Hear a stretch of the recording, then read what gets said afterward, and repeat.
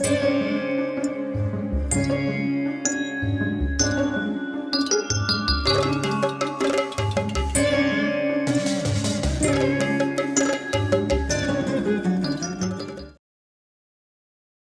మహర్షి ద్రుపదుడికి దివ్య దృష్టిని ఇచ్చాడు. ద్రుపదులు పాండవుల పూర్వజన్మలోని ఒక్క పర్యం దివ్య శరీరాలను చూశాడు. వారు బంగారు కిరీటాలు పెట్టుకొని ఉన్నారు, బంగారు మాలలు ధరించి ఉన్నారు, అగ్ని సూర్యుడు మొదలైన దేవతల కాంతి కలిగి ఉన్నారు, యువకులుగా ఉన్నారు, విశాలమైన వక్షస్థలాలను కలిగి ఉన్నారు, నిర్మలమైన వస్త్రాలు ధరించున్నారు, ఉత్తమ గంధాలను పూసుకొని ఉన్నారు, అందమైన మాలను ధరించి ఉన్నారు. మహాదేవ, వసు, రుద్ర, ఆదిత్య గణాలుగా ప్రకాశిస్తున్నారు. ద్రుపదుడు నలుగురు పాండవుల పూర్వరూపాలను చూశాడు. ఇంద్రపుత్రుడైనటువంటి అర్జునుడి రూపాన్ని కూడా చూశాడు. ఊహకందని ఆ మాయను చూసి ఎంతో ఆశ్చర్యపోయాడు ద్రుపదుడు. నిజంగా వాడికి దొరికేదా ఈ భాగ్యం? ఎంతో సంతోషించాడు. పాండవులకు ద్రౌపది భార్య కావటానికి అన్ని విధాల యోగ్యురాలు అని భావించాడు.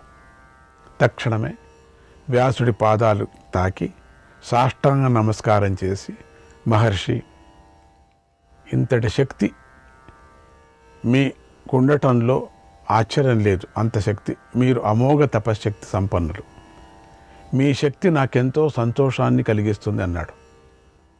వ్యాస మహర్షి సంతోషించి ఇలా అన్నాడు, ఇంకొక కథ కూడా ఉంది, విను. ఇక్కడికే నేను వదలను, ఇంకొక కథను చెప్తాను, కూర్చో. ఒకానొక తపోవనంలో ఒక ఋషికి ఒక కూతురు ఉండేది. ఆమె ఎంతో అందగత్తె. అయినా ఆ అందగత్తెకు పెళ్లి కొడుకు లభించలేదు. ఎంతకాలమైనా ఆ అమ్మాయికి పెళ్లి కుదరలేదు. ఇక లాభం లేదని శివుడి గూర్చి తపస్సు చేసింది. శివుడు సంతోషించి ప్రత్యక్షమై వరం కోరుకోమన్నాడు. ఆమె పతి కావాలి అని మళ్ళీ 5 సార్లు పతి కావాలి, పతి కావాలి, పతి కావాలి, పతి కావాలి, పతి కావాలి.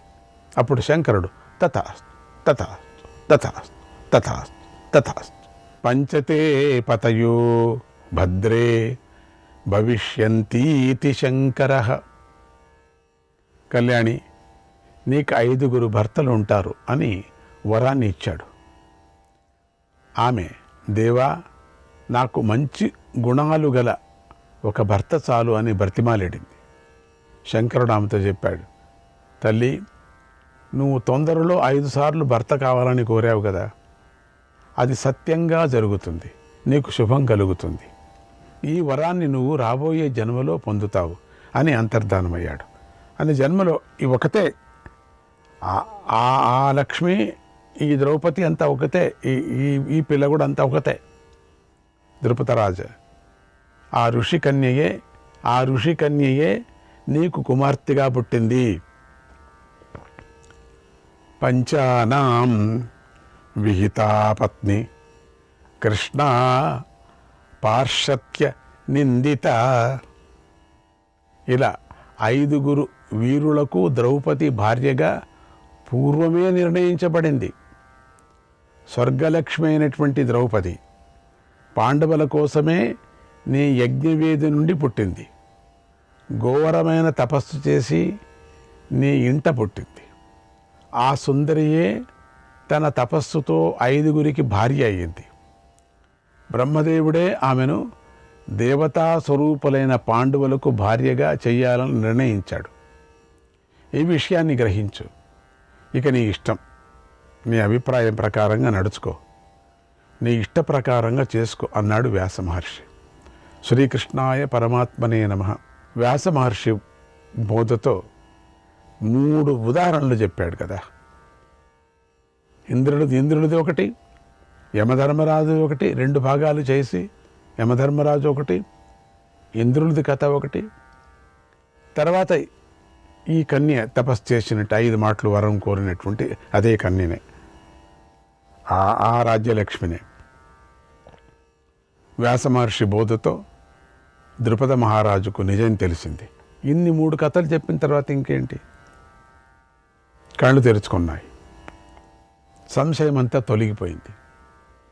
పాండవులు సామాన్యులు కాదు, దేవతలు అని అర్థమైపోయింది. వ్యాస మహర్షితో, మహర్షి, మీ మాటలు వినక ముందు ద్రౌపదిని ఒకరికే ఇచ్చి వివాహం చేయాలని నేను అనుకున్నాను. తర్వాత అది తప్పు నిర్ణయం, అట్లేమని చేసింటే నిజంగా తప్పు అయిపోవు అని మీ మాటలు విన్న తర్వాత నాకు తెలిసింది. విధిరాత మార్చే శక్తి ఎవరికీ లేదు. విధాత విధానాన్ని ఎదిరించగల శక్తి ఎవరికీ లేదు. దైవ నిర్ణయించిన ప్రకారంగా పాండవులు 5గురికి ద్రౌపదినిచ్చి పెళ్లి చేశారు. ఎందుకంటే 5గురికి 5 రీతిగా కనపడుతుందట ఆవిడ. అది ఒక మనిషికి అవుతుందండి. నిన్ననే మనం జ్ఞాపకం చేసుకున్నాం. 16,000 మంది కృష్ణుడికి ఉన్నప్పుడు 16,000 మందికి ఒక్కొక్క కృష్ణుడు ఉన్నాడట. అది మీ చేత అవుతుందండి? 16,000 మందిలో ఒకే కృష్ణుడు 16,000 కృష్ణుడుగా మీరు అవుతారండి? మీ చేతనం అవుతుందా? దానికి పోల్చుకుంటారా మీరు? మరి మాటికి తప్పు కదా. ఆయనకే 16,000 మంది ఉంటే ఆయనకెందుకు 3 భార్యలు ఉండకూడదు? ఏమిటి అర్థం? అదృష్ట యోగాన్ని ఎవరూ ఆపలేరు కదా. నేను ద్రౌపది కోసం ఒక వరుడుకై ప్రయత్నం చేస్తే ఆమె అదృష్ట యోగం పెద్ద యజ్ఞంలాగా 5గురు వరులను ఇచ్చింది. కనుక పాండవులు 5గురికి ద్రౌపదినిచ్చి పెళ్లి చేస్తాను. ద్రౌపది పూర్వజన్మలో పతి కావాలని పరమేశ్వరుణ్ణి 5 సార్లు కోరింది. ఆయన అలాగే వరాన్ని ఇచ్చాడు. ఎందుకు అట్లా కోరుకున్నప్పుడు? ఇందులో దాగినటువంటి రహస్యం ఆ పరమాత్మకే తెలుసు. ఇది శంకరుడు నిర్ణయం కనుక, శాసనం కనుక ఇందులోని ధర్మాధర్మ ప్రసక్తి నాకొద్దు. ఇందులో తప్పు లేదు. ద్రౌపది పాండవులదే కనుక పాండవులే ద్రౌపదిని విధానంగా భార్యగా చేసుకుంటారు అన్నాడు. వాళ్ళదే ముందే నిర్ణయించబడింది. నేనేది నిమిత్త మాత్రుణ్ణి. అది నా కడుపులో పుట్టలే. ఏదో నా భార్య కడుపులో అయినా పుట్టింటే బాగుండు. ఆవిడ కిల్లి వేసుకొని కూర్చుంది. ఏం చేసేది? ఆవిడ కడుపులో పుట్టలే, అగ్నిలో పుట్టింది. ఆ రోజు ఒక్కపారి తినింటే ఆ ప్రసాదాన్ని ఎవరికి చెప్పుతూ నేను అప్పుడు మనిషిగా ఉండు. ఆ సమయంలో నేను మనిషిని ఎందుకు 5 మందికి ఇచ్చేదని నేను వాగ్వాదం చేసుకోవచ్చు. అది కాదే వీళ్ళ పూర్వత్వం అంతా ఇంత పెద్దగా ఉంది బాబోయ్, నాకన్నా ఎక్కువగా ఉంది 5 మందిది. ఈ నా కూతురు అనిపించుకుంది అంతే. నాకు మంచి పేరు తీసుకొచ్చింది. 5 మందితో నేను పెళ్లి చేస్తున్నాను. తర్వాత వ్యాస మహర్షి ధర్మరాజుతో, నాయనా ధర్మజ, ఈరోజు మంచి రోజు. ఇంకోటి కూడా ఉంది అక్కడ. ప్రతిరోజు పాణిగ్రహణం చేస్తూ ఉంటారట వాళ్ళు. అంటే ప్రతిరోజుకు ఆ రోజు ఆవిడ అట్లా కనపడుతూ ఉంటుంది. అది కూడా ఒక పాయింట్ ఉంది అక్కడ. అందుకని ఇది మళ్ళీ మర్చిపోకూడదు మనం. ఏ రోజుకు ఆ రోజు ఆవిడ కొత్తగా కనపడుతూ ఉంటుంది. ఏ రోజుకు ఆ రోజు 5 మందికి వేరే విధంగా కనపడుతూ ఉంటుంది. వీళ్ళందరూ పంచభూతాలు, ఇంద్రులు మనం అనుకున్నట్టుగా. అట్లా వీళ్ళందరూ కూడా ఎప్పటి నుంచో ఇంద్రులు. శివుడి ఆజ్ఞ ప్రకారంగా జరుగుతుంది. ఈవిడు కూడా సామ్రాజ్య లక్ష్మి. ఈరోజు మంచి రోజు అయ్యా, ద్రౌపదిని పెళ్ళాడు. ఇంద్రుడు చంద్రుడు పుష్యమీ నక్షత్రంలో కలుస్తున్నారు. కాబట్టి నువ్వు ముందుగా ద్రౌపదిని పెళ్లి చేసుకో అని ఆదేశించాడు. తర్వాత వ్యాస మహర్షి ద్రుపదుడిని ఆజ్ఞాపించగా ద్రుపదుడు వివాహ సామగ్రిని ఏర్పాటు చేశాడు. ద్రౌపదికి చక్కగా అలంకారం చేయించాడు. వివాహ మంటపం ఏర్పాటైంది. పెద్దల ముందు కూర్చున్నారు, చిన్నవారు వెనుక కూర్చున్నారు. అందరూ ద్రుపదుడి భవనం అంతా ఉత్తమ పురుషులతో కళకళలాడిపోతున్నది. పాండవులు చక్కగా అలంకరించుకొని మంగళక్రియలు ఆచరించారు. తమ పురోహితుడైనటువంటి, మనము అడవిలో ధౌమ్యుడిని పురోహితుడిగా తీసుకున్నాం అనుకున్నాం కదా, ధౌమ్యుడు వచ్చాడు అక్కడికి. ధౌమ్యుడితో కలిసి పాండవులు వివాహ మంటపంలోకి అడుగుపెట్టారు. ముందుగా ఉన్నారు ధౌమ్యుడు. ముందుగా పురోహితుడితో ముందు ఉండాలని చెప్పారు కదా, అదే ప్రకారంగా ముందు పెట్టుకున్నారు. ఆ గంధర్వుడు చెప్పిన మాట ప్రకారంగా మర్చిపోలేదు కదా మనం. గంధర్వుడు కథలు చెప్పుకొని వచ్చాడే, అయ్యో 7-8 ఎపిసోడ్లు చంపి పారేశాడు ఆయన. అట్లా తీసుకొని వచ్చాడు కదా ఆయన. ఆయన మాట ప్రకారంగా ఈ ధౌమ్య మహర్షి పెళ్లి తతంగం మొదలుపెట్టాడు. ముందుగా అగ్నిని వెలిగించాడు. ముందుగా అగ్నిని వెలిగించి మామూలు పెట్టెతో వెలిగించలేదు, అథవా లైటర్తో వెలిగించలేదు. అగ్నిని మథించాడు, మంత్రాలతో హవిస్సులను అర్పించాడు, అగ్నిదేవుణ్ణి పూజించాడు. తర్వాత ధర్మరాజును పిలిచి ద్రౌపది మెడలో తాళి కట్టించాడు. వారి కొంగులు ముడివేసి వారిద్దరికీ పాణిగ్రహణం చేయించాడు. అగ్నికి ప్రదక్షిణం చేయించాడు. తర్వాత రాజమందిరం విడిచి వెళ్ళాడు. ఆ తర్వాత 4 పాండవులు ఒక్కొక్కరు ధౌమ్యుల వారు చెప్పినట్లుగా ద్రౌపది పాణిగ్రహణం చేశారు. ద్రౌపది మెడలో తాళి కట్టారు. ద్రౌపదితో కలిసి అగ్నికి ప్రదక్షిణ కూడా చేశారు. విశేషం ఏమిటంటే, ప్రతిరోజు వివాహానంతరము ద్రౌపది, నేను చెప్పలే, కన్యగానే ఉంది అని దేవర్షులు ప్రశంసించారు. ప్రతిరోజు కన్యనే. ఎట్లా? అగ్నిపుత్రులు. మన చేత అవుతుంది, మన మనుషుల చేత అవుతుంది. అది పెళ్లి తంతు పూర్తి అయ్యింది. ద్రుపదుడు పాండవులకు వివిధ వస్తువులను కూడా ఇచ్చాడు. 100 బంగారు రథాలను కానుగ్గా ఇచ్చాడు. 100 బంగారు రథాలు, పద్మము, శంఖము మొదలైనటువంటి శుభలక్షణాలు గల 100 ఉత్తమ గజాలను ఇచ్చాడు. బంగారం తొడిగినటువంటి దంతాలు గల 100 ఏనుగులను కూడా ఇచ్చాడు. యవనవతులైనటువంటి 100 మంది దాసి జనాన్ని కూడా ఇచ్చాడు. పెద్ద విలువగలిగినటువంటి మేడ కూడా ఇచ్చేశాడు. రాజ్యమే ఇచ్చినట్లు లెక్క. విలువైన వస్త్రాలను, ఆభరణాలు కూడా ఇచ్చాడు. అంతేకాకుండా ద్రుపదుడు పాండవులందరికీ వేరువేరుగా ధనాన్ని కూడా ఇచ్చాడట. కుప్పలు కుప్పలుగా ఉండిందంతా వాళ్ళకే గుమ్మరించాడు. వస్త్రాలను కూడా ఇచ్చాడు, ఆభరణాలు కూడా ఇచ్చాడు. ఇలా ఎందుకంటే ఆభరణాలు ఇచ్చాడు, వస్త్రాలు ఇచ్చాడు, బంగారు ఇచ్చాడు. ఎందుకు చెప్పుకుంటున్నామంటే దీనికంతా ఒక్కొక్క దాన గుణం ఉన్నది. వస్త్రదాన గుణం వేరే ఉంది, అట్లనే బంగారు దాన గుణం వేరే ఉంది, గృహదాన గుణం వేరే ఉంది. ఏనుగులు, గుర్రాలు ఇవన్నీ కూడా వేరే వేరే దాన గుణాలు ఉన్నాయి. అట్లనే ఆవులు ఇవన్నీ కూడా వేరే వేరే గుణాలు ఉండబట్టే ప్రత్యేకంగా చెప్పుకొని వచ్చారు. అష్టదానాలు అని ఒకటి, రెండవది అష్టాదశ దానాలు అని ఒకటి, అట్లా శతదానాలు అని ఒకటి, సహస్రదానాలు అని ఒకటి. ఈ విధంగా ఆ పాండవులకి అన్ని దానాలు ఇచ్చాడు. ఇలా పాండవులు మహాలక్ష్మి వంటి ద్రౌపదీదేవిని ఐశ్వర్యలక్ష్మి సమేతంగా పొందారు. పాంచాల నగరంలో హాయిగా విహరించారు. ఇంకేమి, మొత్తం పాంచాల నగరమే వాళ్ళదైపోయింది. ద్రౌపది యొక్క ఏకాగ్రత, సచ్చీలము, సదాచారాలకు పాండవులు ఎంతో సంతోషించారు.